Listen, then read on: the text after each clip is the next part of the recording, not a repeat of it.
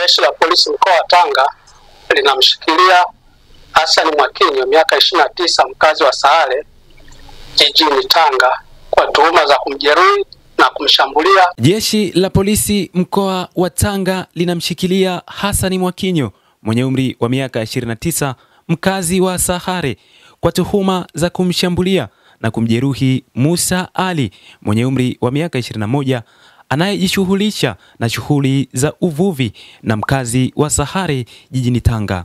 Akizungumza na waandishi wa habari, kamanda wa polisi mkoa wa Tanga Almachius Mchunguzi amesema tukio hilo lilitokea Machi 4, 2025 nyumbani kwa bondia Hassan Mwakinyo.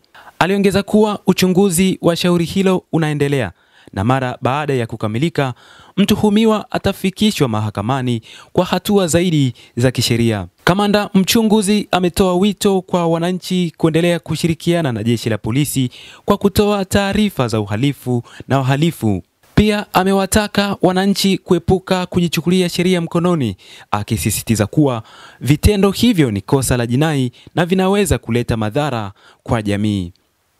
Jeshi la polisi linaendelea kuchukua hatua kali dhidi ya matukio ya uvunjifu wa sheria ili kudumisha usalama na utulivu mkoani Tanga, imeeleza taarifa ya kamanda Almachius Mchunguzi wakati akizungumza na waandishi wa habari. Hiyo ni taarifa iliyotolewa na kamanda wa jeshi la polisi mkoa wa Tanga Almachius Mchunguzi mbele ya waandishi wa habari juu ya lile tukio la bondia Hassan Mwakinyo kutuhumiwa kumpiga kijana Musa Ali mwenye umri wa miaka 21 mkazi wa Sahare jijini Tanga.